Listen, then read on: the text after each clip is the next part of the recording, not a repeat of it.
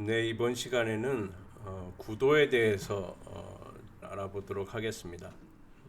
보통 사진 구도라고 하면 어, 일반적으로 3분할의 개념을 많이 갖고 이제 사진을 찍으시는데 3분할이라고 하는 것에 어떤 포인트를 자꾸 집중하다 보면 방향성 같은 것을 좀 잃어버릴 때가 있습니다.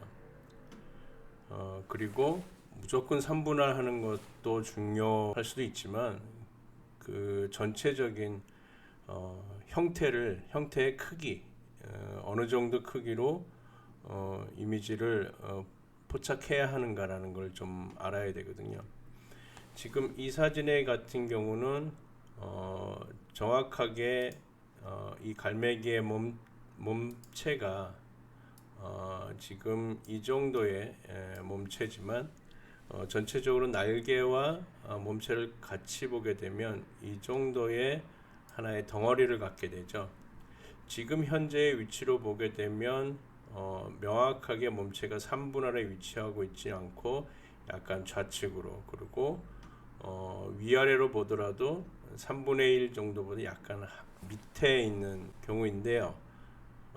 지금 이렇게 레이아웃을 잡은 이유는 전체 그 형태에서 여백을 좀 감안을 해야 되거든요. 여백, 이 정도 여백과 그 다음에 이 정도 여백, 그리고 하단의 여백, 어느 곳에 여백을 더 많이 줄 것인가.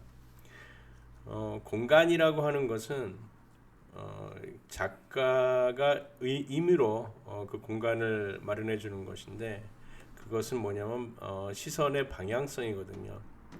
지금 몸은 이 방향으로 지금 향하고 있죠. 이쪽 방향. 하지만 시선은 이쪽 방향으로 향하고 있습니다. 새의 시선은.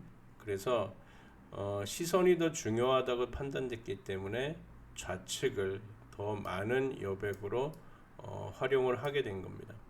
그 다음 위의 공간이 조금 너무 넓다라고 하는데, 지금 새는 하늘을 향하고 있거든요. 이 새가 더 위에 있다면 밑에 여백이 좀 많이 보이는 것처럼 보이겠지만 위가 좁아지면 또 답답한 느낌이 나거든요. 그래서 공간적인 배열을 할 때 가급적이면 이 답답하지 않은 것을 잘 묘사를 해야 됩니다. 그 다음에 우측도 마찬가지예요. 우측도 날개에서 이 공간이 너무 좁다 보면 답답함을 느끼게 되고 부딪히는 어떤 그런 느낌이 들거든요. 그래서 이쪽 공간도 어느 정도 확보해 줘야 전체적으로 봤을 때 여유 있는 그런 사진을 포착할 수가 있습니다.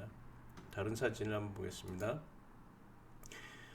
지금 이 사진도 그냥 막연히 보게 되면 그냥 하나의 잎이 이렇게 그 눈밭 위에 이제 솟아나 있는 모양인데, 기울기를 작가가 잡은 거죠. 작가의 시점에서 오른쪽으로 살짝 기운 거. 그래서 작가적인 시점에서 오른쪽의 여백을 더 많이 준 겁니다. 물론 이 그 잎에 대한 느낌이 나는 왼쪽이 더 줘야겠다라고 판단되시면 왼쪽에 여백을 주셔도 무리는 없을 것 같습니다. 다만 중앙에만 위치하지 않으면 될 것 같고요. 그리고 한쪽 방향을 비워둠으로써 그쪽에 여유를 주는, 그러니까 공간 여백에 대한 유도를 해주는 거라고 판단하시면 될 것 같습니다. 지금 이 사진 같은 경우는 두 개의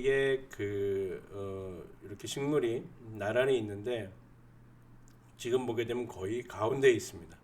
근데 가운데에 위치하고 있지만 하나는 길고 하나는 작습니다. 그러니까 두 개가 나란히 있는 것이 아니라 크고 작은 어떤 그런 율동감을 느끼게 되거든요. 그래서 두 개를 같이 놓더라도 시선의 중심은 왼쪽에 있는 이 잎에 더 관심을 갖게 됩니다. 그렇기 때문에 오른쪽의 공간이 여백으로 남아있게 되는 거죠. 그렇기 때문에 무게중심이 약간 이 큰 잎이 왼쪽으로 가 있지만 이 여백에 많이 그 중점을 뒀기 때문에, 그리고 작은 줄기가 하나 나와 있는 것이 어느 정도 받쳐주기 때문에 한쪽으로 치우치지 않다라고 하는 것을 느낄 수가 있는 겁니다. 그래서 나란히 있을 경우 두 개가 동일한 크기라면 너무 단조로운 그런 사진이겠지만 크고 작고 하는 율동미를 주기 때문에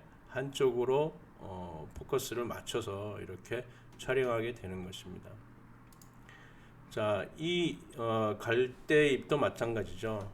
한쪽으로 치우쳐서 이렇게 여백을 주는 거죠. 그러니까 이렇게 잎사귀 하나하나가 나오면서 이쪽으로 이야기가 왼쪽으로 풀어진다라는 개념입니다. 그래서 전체 잎사귀를 오른쪽에 치우쳐주고 왼쪽을 여백을 더 강조하게 되는 겁니다.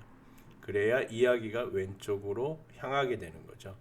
그래서 여백을 줄 때는 피사체에 대한 느낌을 먼저 판단하셔야 됩니다. 어느 쪽으로 이야기를 만들어 갈 것인가라는 거. 그리고 그쪽에 해당 지역에 여백을 더 주면 안정감 있는 사진이 되겠죠. 이 사진도 지금 보게 되면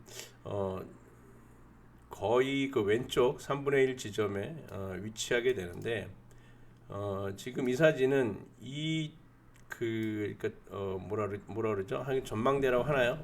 감시하는 안전요원이 위치하는 곳인데 이 물체의 크기가 전체 화면으로 봤을 때는 사실상 너무 큽니다.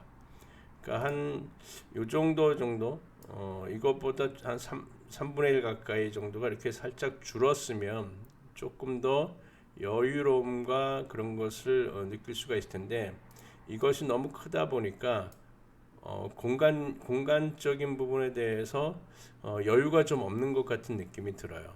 그래서 이 사진 같은 경우 위치 같은 것은 대략적으로 3분의 1 지점에 잘 잡았고 그 다음에 바다의 수면이라든가 공간적인 부분을 어느 정도 안정감 있게 잡았다고 볼 수 있지만 여기에 두드러지는 이 피사체가 조금 크다 보니까 전체적으로 무엇인가 막혀있는 듯한 느낌이 듭니다. 그래서 조금 바다라고 하면 시원하게 빠져주는 그런 느낌이 들어야 되는데 이 물체의 비중이 전체 구도에 비해서 크기에 대한 부분이 조금 크다라고 느껴질 수가 있습니다.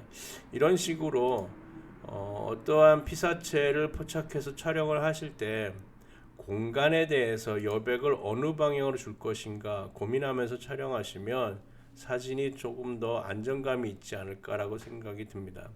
그 다음에 지금 이 갈립처럼 나무를 찍을 경우가 있는데요. 나무의 형태도 보통 보면 밑둥에 대해서 많이 그 생각을 잘 안 하시고 찍을 경우가 많더라고요. 그래서 이만큼을 그냥 밑둥이 바닥에 거의 붙을 정도로 찍으시는 분도 계시는데 이럴 경우 하단 부분이 여백이 없다 보니까 답답하거든요. 그래서 하단 부분 밑둥의 끝 정도도 이 정도 부분 하단 부분에 대해서도 여유를 갖고 촬영을 하셔야 전체적인 안정감을 같이 가져갈 수가 있습니다. 나무를 통째로 다 찍지 못할 경우에는 특정 부분을 클로즈업해서 촬영하는 방법도 있습니다. 그래서 나무를 너무 카메라가 렌즈 폭이 좁아서 나무를 다 담지 못한다. 그럴 경우에는 일정 부분만 집중해서 촬영하셔도 좋고 다 담을 수 있으면 밑둥부터 나무의 끝 부분까지 여유를 생각하면서 레이아웃을 잡으시면 좋을 것 같아요. 그 다음에 방향이라는 부분 같은 경우는 그러니까 작가가 유도하는 겁니다. 나는 시선을 이쪽으로 유도하겠다라고 하는 거예요. 이게 정 가운데 있으면 어떤 방향으로 흘러가야 할지 감상하는 사람들이 불안해하는 경우도 있습니다. 그래서 피사체를 촬영을 할 때 방향성을 임의로 작가가 제시해 주는 것도 감상하는 데 도움이 됩니다. 그래서 여백이라는 거 감상하는 사람들에 대한 배려의 뜻으로 작가가 유도해 주는 것도 하나의 창조적인 표현 방법이라고 할 수도 있겠습니다. 자, 이제 두 가지 사진을 볼 텐데요. 자, 이 사진과 이 사진입니다.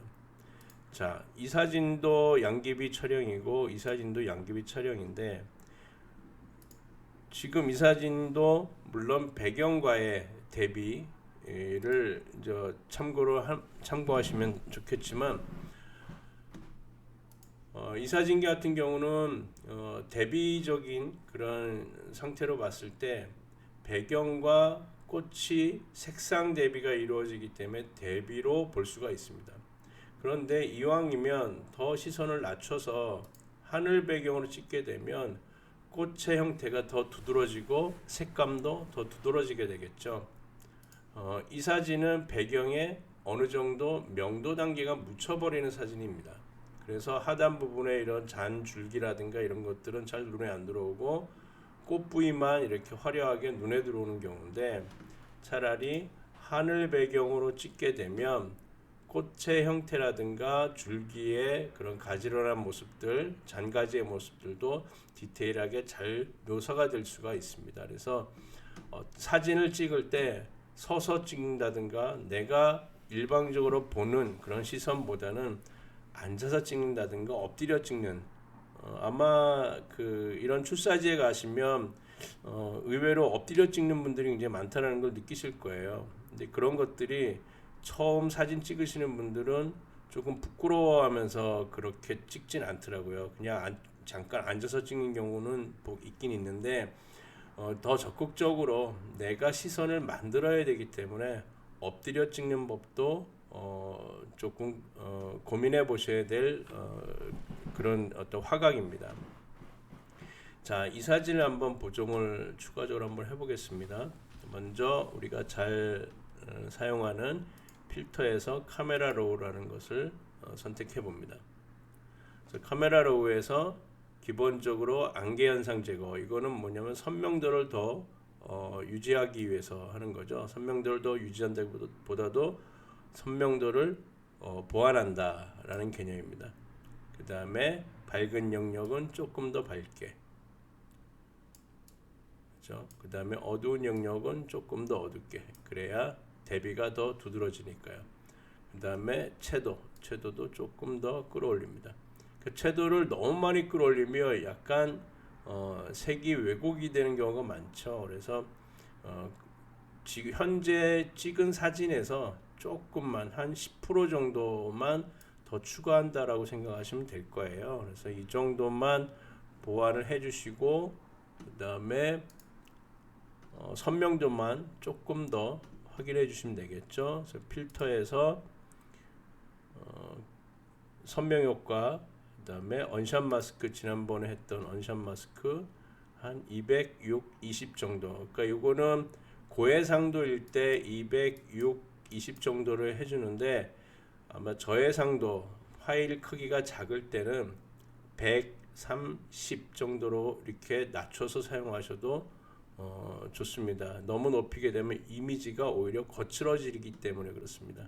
그래서 확인 누르시고 확대해 보시면 컨트롤 Z를 눌러서 언샷 마스크 적용 전과 그다음에 컨트롤 시프트 Z를 눌러서 적용 후를 확인하시고, 자, 최종적으로 전체의 명도 단계를 한번 보게 되면 좀 어둡다라고 생각이 드는데 이때 곡선을 다시 꺼내서 곡선을 꺼내서 밝기 조정만 살짝 한번 해봅니다. 자, 이 정도. 그래서 작업 내역에서 맨 앞에 처음 사진을 열었을 때와 최종적으로 보정했을 때의 사진을 비교해보고 내가 마음에 드는 사진으로 활용하시면 될 것 같습니다. 요즘에 이제 CC 버전이 나오면서 카메라 로우라는 기능이 많이 활용하게 되는데 저도 카메라 로우를 그렇게 오래 사용하진 않아서 정확하게 다양한 기능에 대해서는 잘 아직 자세한 방법은 모릅니다. 그렇지만 같이 해보면서 점차적으로 카메라 로우의 새로운 어떤 기능들을 알려드리도록 하겠습니다. 이번 시간은 여기서 마치겠습니다. 감사합니다.